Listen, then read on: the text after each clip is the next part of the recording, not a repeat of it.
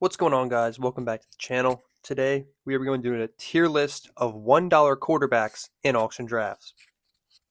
First, we're going to break down how this works. So, these are the 12 players that are selected with a $1 or less average auction value.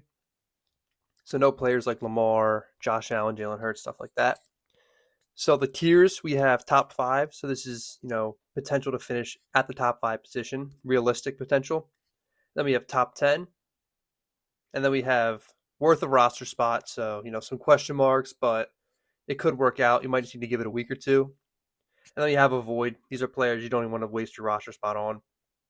Now, before we get into the first person, this is assuming that it's a normal league. It's not super flex. So you start one quarterback, normal scoring, and it's 12 team. So the first player we got is Bryce Young. Now, Bryce Young did end the year well last year. However, if you look at, the beginning parts of last year, and 2023 as well, I mean, he showed some ability towards the end of last year, but doesn't rush it a lot. While he did, get a new weapon in Ted McMillan, around him, it's not really the best. Just a player that I would avoid. There's better $1 quarterbacks in auction drafts. So the next we got is Trevor Lawrence. Now, with Trevor Lawrence, he did have a disappointing year last year before ultimately having his season ended short due to injury. But we've seen him put up some good numbers. And on top of that, he's got the second overall pick, the reigning Heisman winner, Travis Hunter, on top of Brian Thomas Jr., who had a great rookie year. He's got weapons. He also was a new head coach, and we saw what he was able to do with Baker Mayfield as a top five quarterback with Liam Cohen. So with this, while there might be some doubt, this is a player I think is worth rostering, as your second quarterback. There's potential there for him to, really shine. He does rush, not, obviously as much as you would want, but he does rush. You're just hoping for a lot of passing volume, a lot of passing touchdowns in that offense. And ultimately, for the division they play in, it's very possible. So the next player we got is Matthew Stafford. Now, Stafford's never really been, that great in fantasy. This year especially, though, I'm recording this on August 15th. He still hasn't practiced yet. He's had this lingering back issue. He's seeing specialists. He's trying to practice. He's not able to. It's just not a good sign. I mean, he hasn't had any time to work with, his new weapon, Devontae Adams. He doesn't rush the ball at all. He's old. You stay away from him. Don't put him on your team. Now, the next player we got is C.J. Stroud. Now, the only reason I'm putting him in this, kind of similar tier to Trevor Lawrence, we just got to see if this offense can turn it around. They have probably the worst offensive line in the league. We really saw that last year. The main reason he's here, not on the avoid, is just because we saw that potential ceiling he had in the 2023 season where he was good as a rookie. Now, he does have some new weapons in Jaden Higgins, Christian Kirk, still has Nico Collins. I think this is a player you can keep on your roster as your second quarterback. If something, changes in that offense and they do have a new offensive coordinator. So if something does happen in that offense, that sparks a little bit more, passing volume and just passing efficiency, we could see it play out. He is a gunslinger, doesn't really rush the ball that much, but he will at times. So the next player we got is Jordan Love. Now, Jordan Love, I also agree, is similar to these two type of players before him, Trevor Lawrence and C.J. Stroud. Both pocket passers, players that aren't really going to do anything with their feet, but they have shown that they can pass the ball, which leads to a lot of touchdowns, passing yards, and points in fantasy. Now, last year they really leaned on the run game. The passing game was pretty much hit or miss. There were some games where it was great, and some games where Jordan Love looked horrible. They really relied on Josh Jacobs down the stretch, which ultimately kind of hurt them, once they got to the playoffs where they had to pass the ball. And I do agree, with this being a Matt LaFleur offense, they should start passing the ball more, which should lead to, more points for Jordan Love. We did see the Packers for the first time in forever use a first-round pick on a wide receiver in Matthew Golden. They still have Junior Reed there. They got a young tight end in Tucker Kraft, who's primed for a breakout season. This is a player I think you add as your second quarterback. You see if stuff works out. If the offense looks better, if they're passing it more, you ultimately might end up keeping or trading away for someone else, or just having some good insurance during a bye week, or in case your starting quarterback gets hurt. Now, the first quarterback I'm going to put in this top 5 list is Drake May. Drake May, second year, new head coach, new system, new everything, new weapons. He's got pretty much a whole new situation. Last year we saw what he was able to do with no weapons on offense. He still produced some fantasy output, mainly due to his legs. He's a big body. He runs kind of like a Josh Allen in terms of size, and he is mobile. He has shown that he can scramble. That's really what helps. If you can add on those 40, 40 to 45, 50 rushing yards per game, that's a lot of points in fantasy. That really adds up. This offense also upgraded their offensive line, their backfield, their wide receivers core, basically putting Drake May in the best chance to succeed. He's a player I would 100% take as your second quarterback. I don't think I'd take him as your main guy. This is something you want to see play out. If he's shown that he's getting better passing the ball, getting more opportunities to score, if the offense is better at a whole, this is a player you don't want to miss out on. Now, the next player we're going to talk about is Caleb Williams, same draft class as Drake May. This pick is basically based on his situation. He's got one of the best just overall weapons in the NFL. I mean, he's got 3 strong wide receivers. He's got 2 tight ends, including a first-round pick from this year. He's still got DeAndre Swift. They upgraded the offensive line. They got one of the best offensive minds in Ben Johnson as the head coach in Chicago. Caleb Williams, the main thing that disappointed Caleb Williams owners in fantasy last year was that he just didn't really use his legs. He had 0 rushing touchdowns in 2024. I think everyone expects that to progress. He's shown that he can pass the ball. If you look at his numbers last year passing, he actually didn't have that bad of a year. Now, if we get some progression, if this offense can click a little bit more, we could really see Caleb Williams, kind of show why he was the undisputed first overall pick and why he garnered so much hype in college and won the Heisman. Again, this is a player I wouldn't really feel super confident in, starting week 1. I try to keep him on my bench, see if this offense, shows a little bit more, kind of upside and consistency, which is what there wasn't any of last year. Overall, great situation. This is a player you keep on your roster. You don't want to miss out on, potential breakout season from him. Now, another player we're going to talk about here is Jared Goff. Now, if we didn't have the departure of Ben Johnson, I would easily have him as a top 5 potential quarterback, just based on just the pure efficiency of that offense.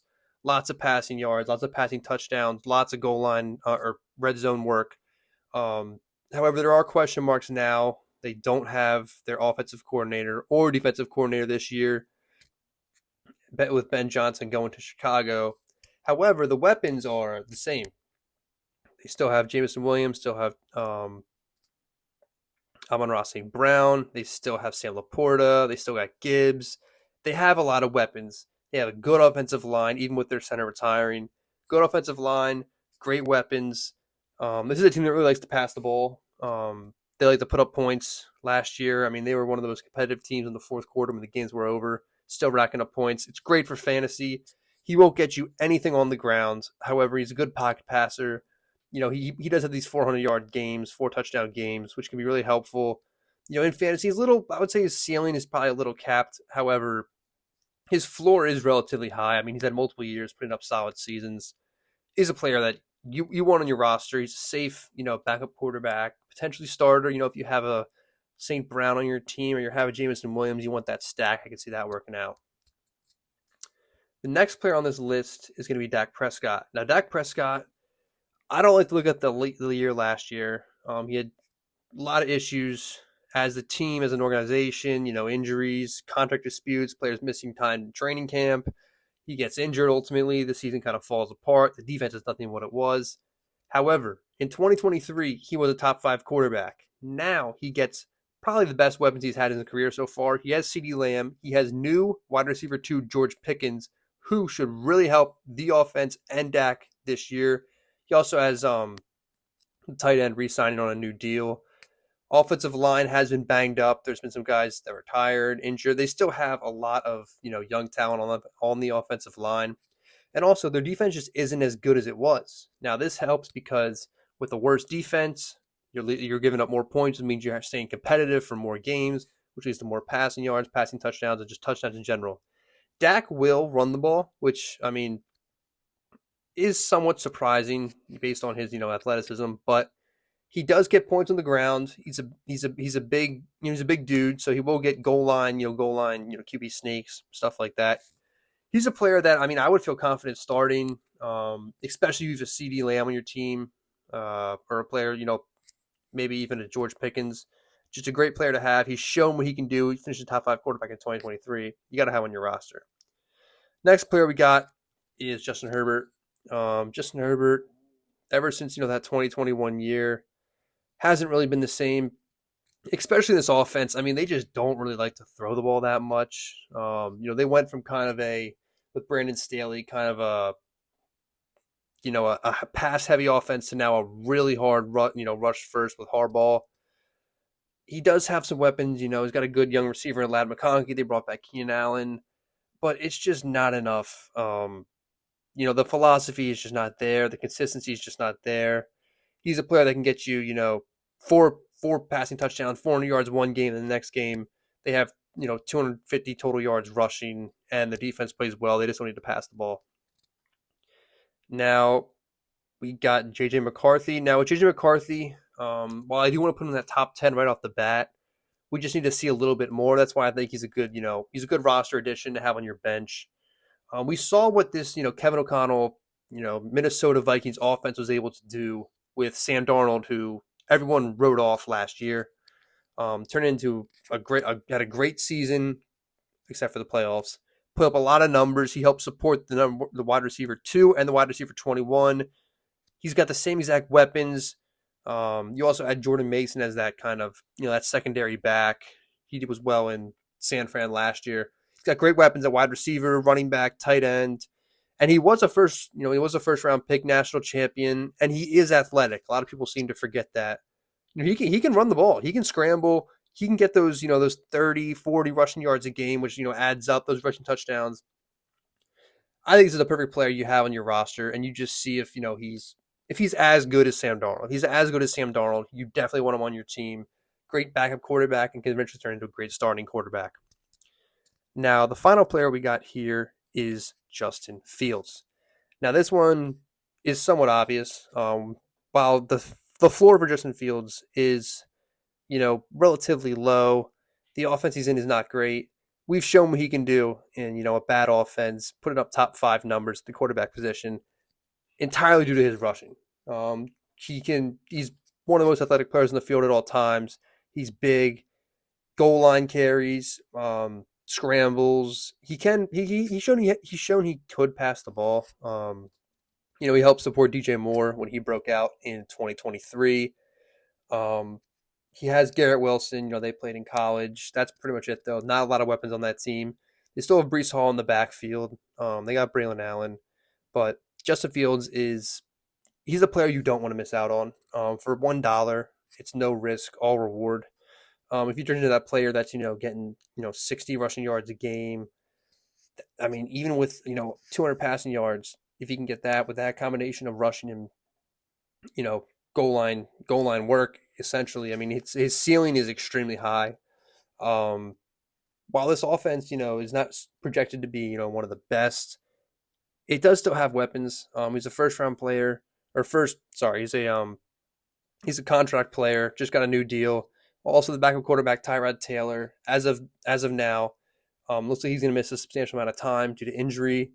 They don't have anybody else to back up for him. Even if he's playing bad, he's playing the entire game. The Jets are kind of in that weird rebuild type phase, trying to see if this works out. While they all want it to, it ultimately might not. They might need to draft a quarterback in the future. So here we go. Here's 12 quarterbacks that are all $1 or less in auction drafts. A lot of people these days are going for that, spending heavy at wide receiver, running back, and they're, tight end, quarterback. They're going for a safer, lower floor or higher floor but lower ceiling total option, with passing on players like Josh Allen and Lamar. However, there are great quarterbacks. I mean, just last year we saw Jaden Daniels, Sam Darnold, multiple quarterbacks that were $1 less. Really kind of show their value in auction drafts. If you guys want my 2025 auction draft cheat sheet, the link's in the description below. Make sure to check out the channel. Every Mondays, we're going to be having auction mock drafts, and we are bringing out more tier lists for the wide receiver and running back position. Until the next time, peace.